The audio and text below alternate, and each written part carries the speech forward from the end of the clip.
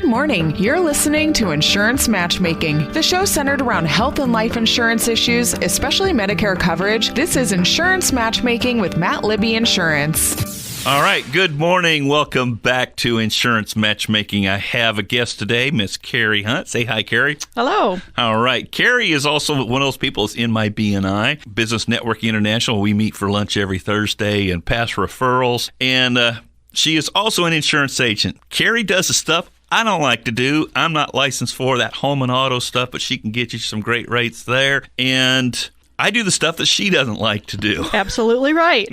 So we actually have a really good synergy when it comes to doing those. So one of the things I've talked about my BNI, that I hold the life insurance seat, even though my sweet spot really is kind of Medicare.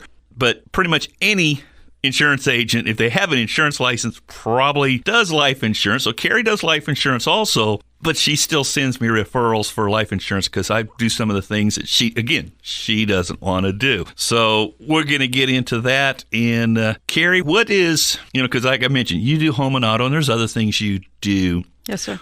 What is your favorite thing to do when it comes to insurance?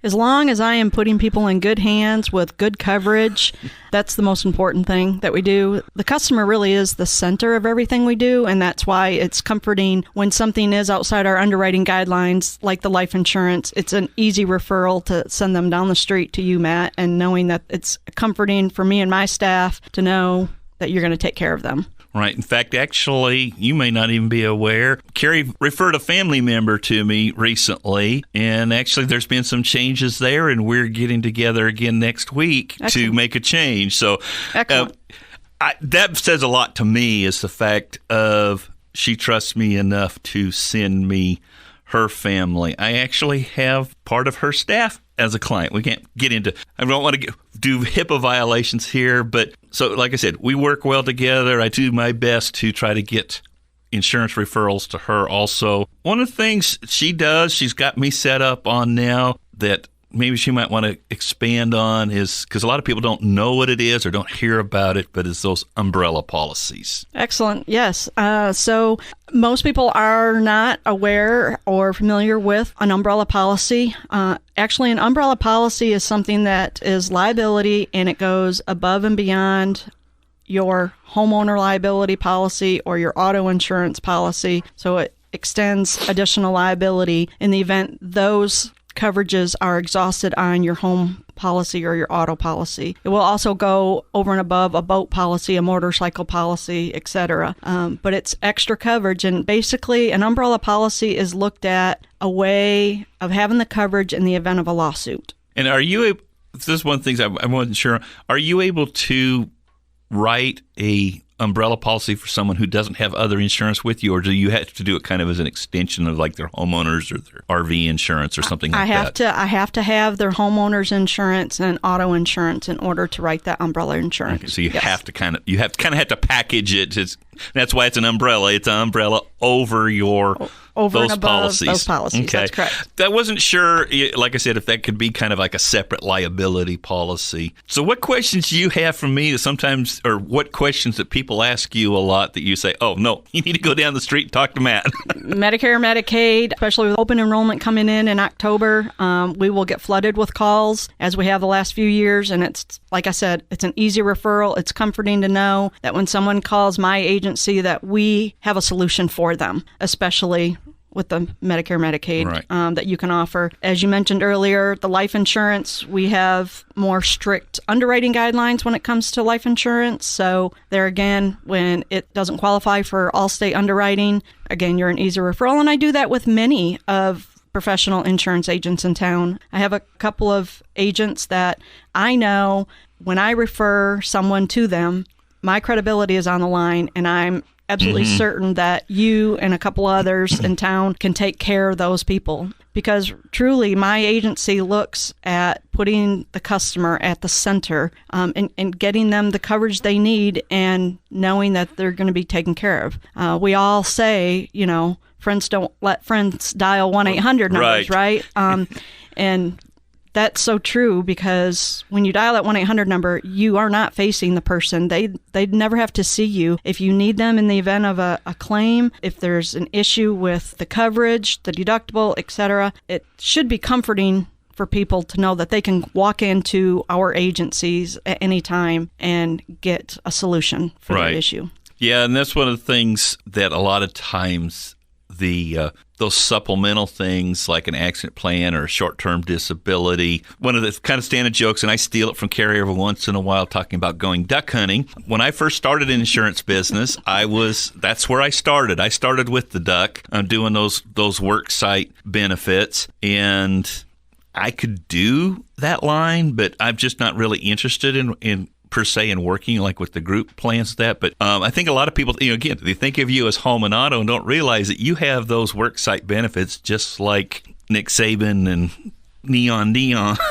Absolutely. or advertising. And we're very competitive with that. Allstate allows the local agent to decide if they want to go after those types of benefits, workplace benefits, and we're very competitive. And I do joke that I like to go duck hunting because I love to compete with some of our local competitors regarding the workplace benefits. Our rates are great. Oftentimes when we quote against them, our coverage is better and our price is lower. So typically the employer brings us in, and it's to the employee's benefit for the employer to offer that, because it's typically a payroll deduction. Right. Some employers will offer like life insurance or something like that for their employees, but like you're saying, the critical illness, the cancer, accident, some disability policies, yes, when you're getting any of those benefits through your employer at a group rate, even though you're paying for it through a payroll deduction, it is much cheaper than if you were to buy them individually. Right. But if you're not working for an employer that can offer those for some reason, definitely go see Matt for an individual policy, because they're definitely worth having. Right. Yeah, and you mentioned that there's a group life insurance, and we run into that a lot. It's like, you have life insurance. Oh, yeah, I've got $25,000 through my employer. And it's like, oh, you're renting your life insurance. And they kind of give me a funny look when I say that. Sometimes I'll ask, do you own your life insurance or are you renting it? Because a lot of people don't think about the fact, and it's a great deal. I mean, I don't discourage any, because a lot of times it's part of that policy is a free benefit. If they're offering health benefits and some of that, they'll offer the life, or even if they are offering, like I said, on payroll deduction, I can't compete with those rates. If you have a dental plan through your employer, I can't compete with those rates. I'll tell you right now. You say, well, I've got the dental, because like sometimes with the health insurance, some people will, especially like with their spouse or their family, they'll move their family to the marketplace because they can get the tax credit and lower their health insurance costs, but they have their dental and vision through their employer. I'm saying, if you drop them from your health insurance, can you still keep them on the dental and vision? And they go, oh, yeah. I said, by all means, do that. I can't compete with those rates. Yes. Keep the plan you have. You probably already, your dentist is already taking those plans. It's usually dental. Vision is one of those things people say, they want the vision insurance and then half the time don't use it. Most people use their dental insurance. They're going to go to the dentist a couple times a year, get their teeth cleaned. And that's the other thing. I'll get calls for people who say, do you sell dental insurance? And I say yes, and almost begrudgingly, because they've waited until they've got some really serious things going on with their teeth, and they don't want to pay 100% for it, so they want to get dental insurance, and that just doesn't work. They're better off just setting up like what they call care credit at the dentist or something like that. And I usually try to ask it in a more diplomatic manner. So, oh, did you just lose your coverage through your job? And those people, yeah, I'll write their dental insurance. They realize it's a little bit more, but they're willing to pay for it. But somebody who's just looking for dental insurance, you don't know how many times are you, and I'll ask the question, I say, oh, did you just recently lose it, or you just hadn't been to the dentist in a while? And I'll get the answer, I just need to get all my teeth pulled so I can get my dentures. They don't want what I have to offer because it's not going to cover most of that, because there's waiting periods when you buy a separate dental plan. And the other thing, I go back to what I was talking about on the renting the life insurance.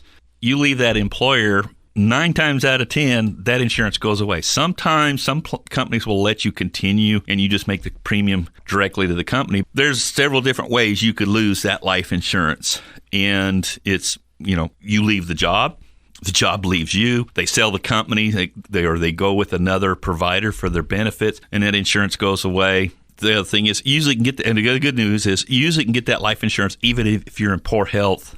But when you leave the employer and you lose that insurance, now you want to try to get life insurance, and you're paying that extra premium. So that's that, or you can't get it because you can't qualify. I always tell people, and these are kind of the people that Kerri will refer to me as, because those young people that, use the phrase, they think they're 10 foot tall and bulletproof. Oh, I don't need life insurance. I always tell them, get that life insurance before you're old and round like me.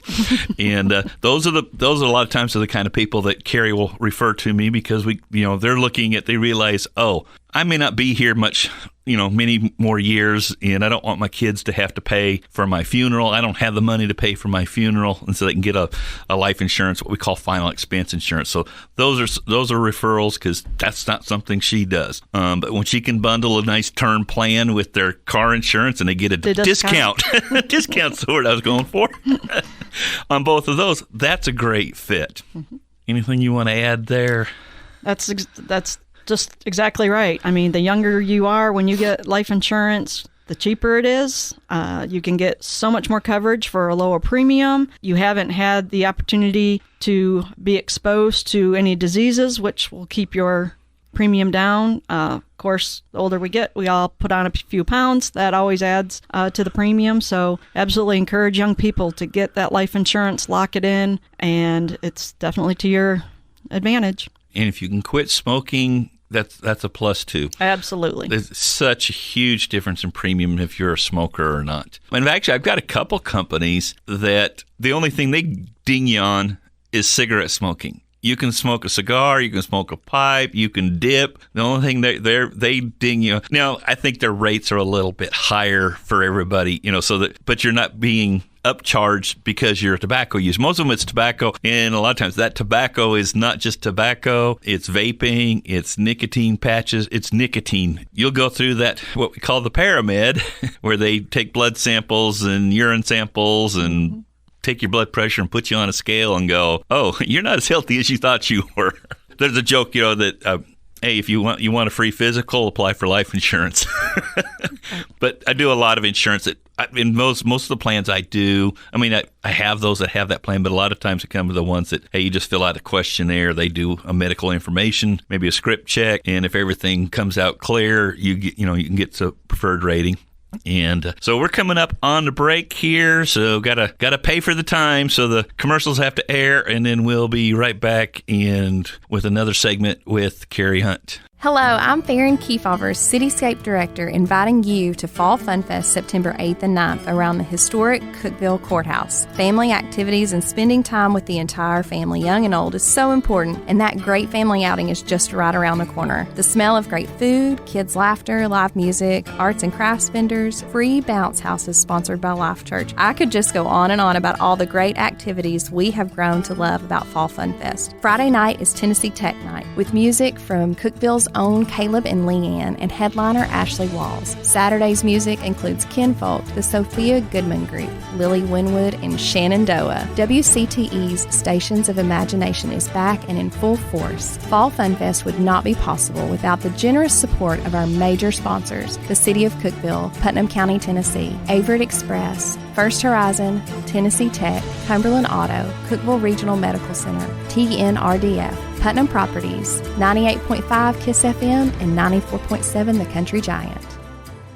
Have you booked that fall break vacay and you need to board your dogs? Be confident in choosing Dog & Company for all your boarding needs. Your pups will love their staycation at Dog & Company with multiple play areas, toys galore, and of course all their friends. Plus, they're never crated and someone is always with them, so you have a peace of mind. Call to make an appointment to board your pups at 528 Bark or swing by Jefferson Avenue in Cookeville. Dog & Company. Enjoy life and spoil your pets. And now, back to Insurance Matchmaking, your path to health, life, and Medicare coverage with Matt Libby Insurance, hosted by Matt Libby. All right, and welcome back to Insurance Matchmaking.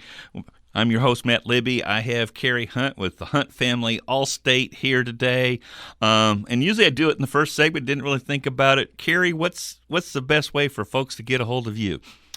Well, we're located there on Willow Avenue, where El Tapatio is, kind of across the street. I know that's a hot spot here in town. The large strip mall across with Save-A-Lot, Harbor Freight. We're right across in the smaller shopping center there with right next to Uppercut's Barber. There's a lot of traffic. I know you have all the different businesses in that We do strip. get a lot of traffic there with Uppercuts. They're great neighbors to have.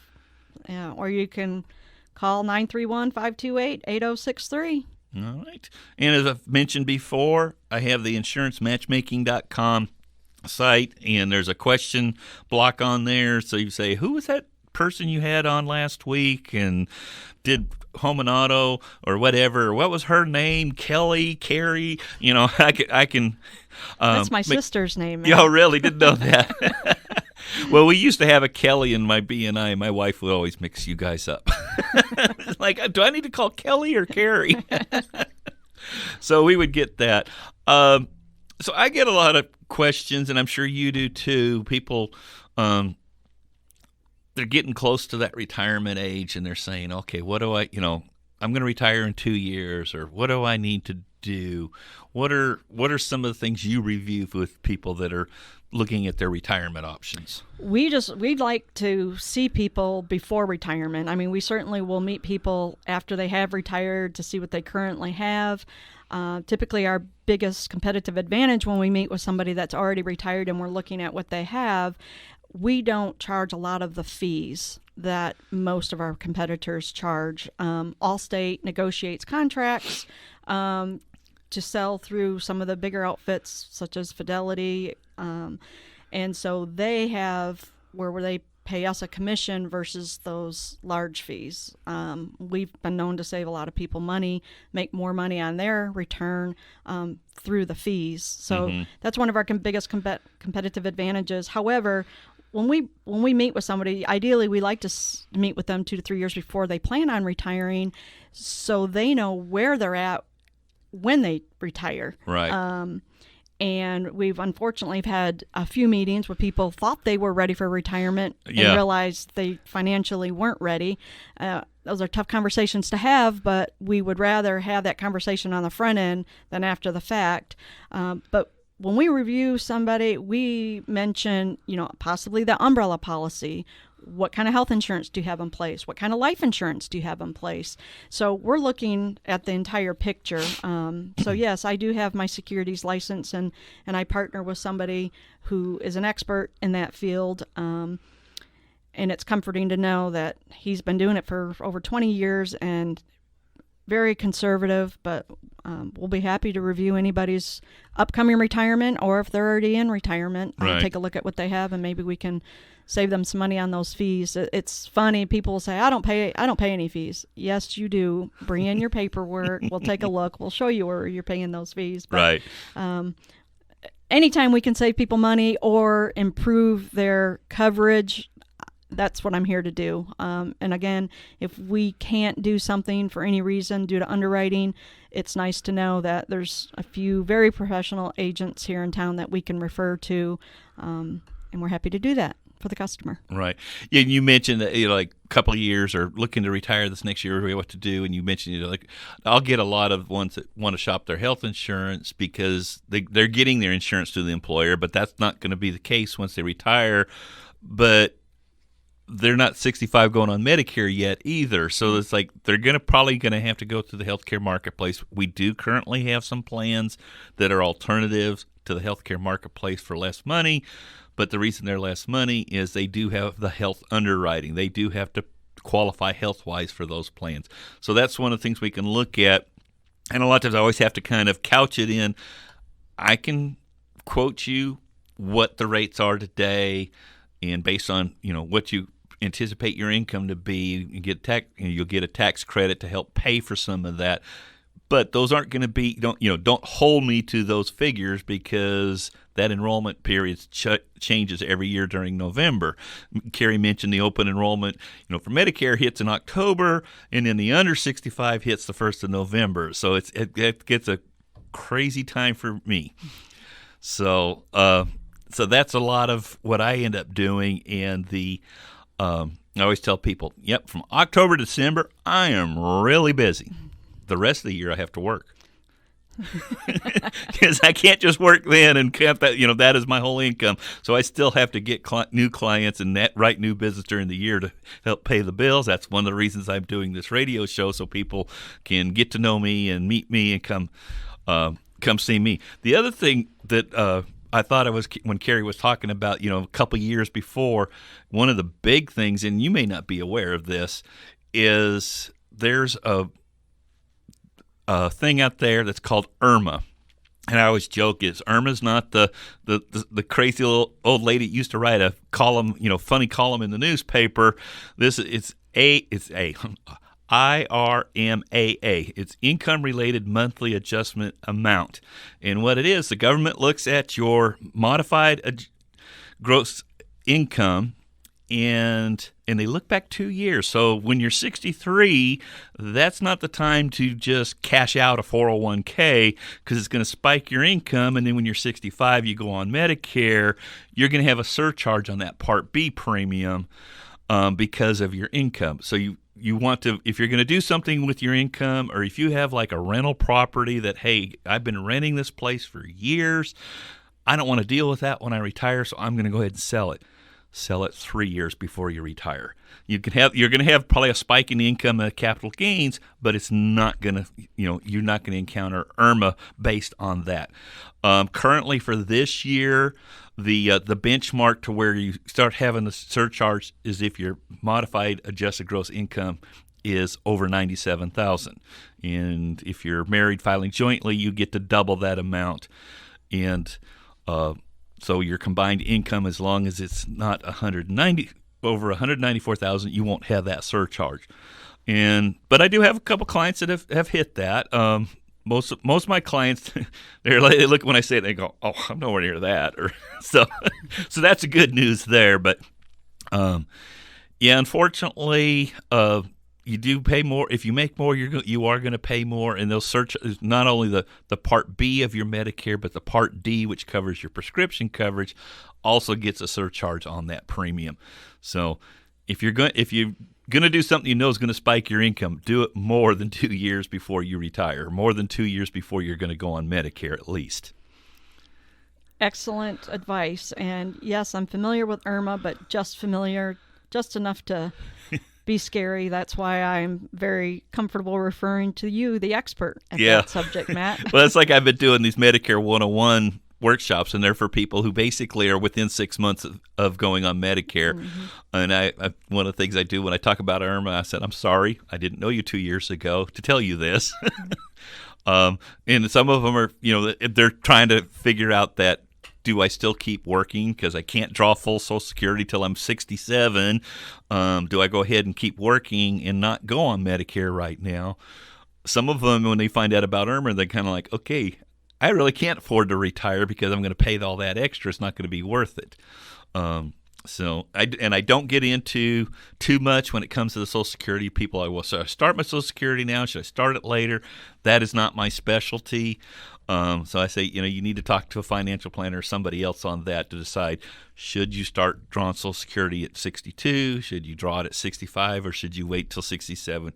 And there's a couple things, and I kind of answer some of it of, yes, there is a line that you cross of where the lines on the graph cross of, if you waited, you're going to get more per month, versus if you start taking it now, a couple years down the road or whatever, that's when it matches up to where you didn't maximize it. But we don't know how long we've got, so sometimes it makes sense. Go ahead and take it because you got the income, just knowing it's going to be less.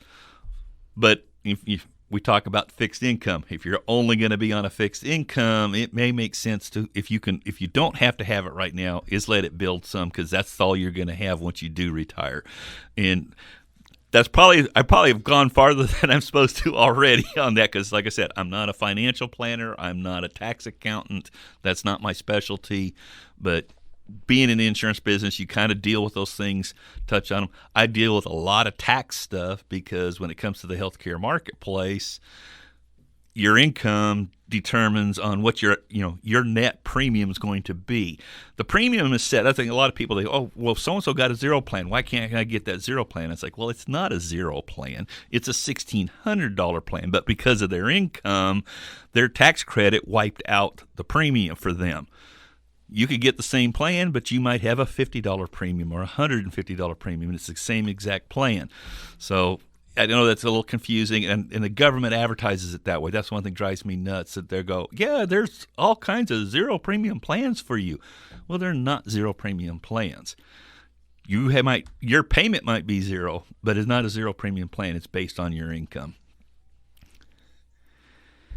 And that's something we can definitely help determine when you should start taking the Social Security, whether it's 62, 65. We ask you a few questions, and we help you to make that educated decision in what's in your best interest. So right. We can certainly help with that as well. And I know we mentioned the duck, and I'm sure you cringe at the lizard, because I get those kind of calls. Two people call and say, I just need a quote for my health insurance. And it's like, oh, great. How old are you? Are you married? What's your income? Do you smoke? They're like, what? It's like, it's not just I need to know a little bit more information to be able to figure out what works for your health. And, how long does it, what's your your shortest on a quote process for somebody for their car insurance? Car insurance, we can usually, we offer a discount that if we do it 7 days in advance. So we like to try to do it today and then make it effective for 7 days out. It does offer a discount, but it also gives them an opportunity to make sure everything goes through smoothly.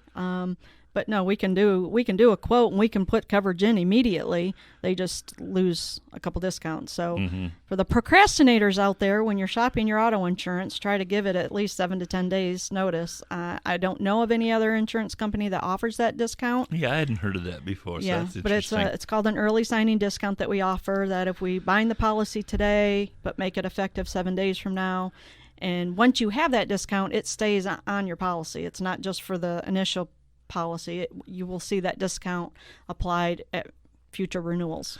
One of the things I'll run into, especially with like the Medicare insurance, people think, oh, well, I'll just call the insurance company and I'll get a discount because they won't have to pay the agent the commission. It's the same rate whether I'm quoting it or they sign up directly from the company. That's the rate. So you lose an advocate with the company if you don't work with me. But you had mentioned to me that you actually have discounts that aren't available when they call the 800 number and get their insurance. That is true. Oftentimes we see, if you call 1-800-ALLSTATE and do the policy online, if you're here locally, it will get seated to me. I become the agent of record. And when we get those policies seated to us, we review them. And oftentimes there's discounts that weren't applied, or maybe not even able to get through 1-800-ALLSTATE versus if you were to call my agency or come into my agency. Sometimes we see gaps in insurance when you're dealing, because those people never have to face the customer. Right. And you don't find those gaps until it's too late when you file that claim. Briefly, I did a quote for somebody last week, and they have a local agent here in town, but reviewing their policy and quoting their policy, they only had $25,000 uninsured motorist property damage. Well, they have a very nice car, almost a six-figure car, and only had $25,000 uninsured motorist property damage, what that means is if they were involved in a car accident with somebody without insurance, and unfortunately we do have a lot of uninsured motorists on our roads, or in the event of a hit and run, their insurance policy is only going to pay $25,000 to get that vehicle paid for, when they were insuring the other person, if they were at fault, for $100,000. Yeah. Literally just $1 or $2 a month more to go from that $25,000 uninsured motorist property damage up to $100,000. And so I told him that. Unfortunately, I didn't win his business, but in doing the quote and reviewing his policy, I was able to advise him to go back to his agent and tell them to bump that coverage up. That Right. is certainly a gap in coverage. Yeah, sometimes we do that customer service, but we don't get rewarded for it. But we could sleep at night when we do that. That's right. And I believe my reward is he will tell other people about that. Right. And so that's where, again, I truly do put the customer at the center of all we do. All right. Well, it's been great having Kerri on here today, and like usually happens is we would really like to talk about more, but we've ran out of time. So again, don't forget insurancematchmaking.com to find me and Kerri Hunt Family Allstate on she's on South Willow, I'm on North Willow, so Spring Street kind of runs right in between us. So again, signing off, and we'll see you next week. Thank you, Matt. You've been listening to Insurance Matchmaking with Matt Libby, your path to health, life, and Medicare coverage with Matt Libby Insurance.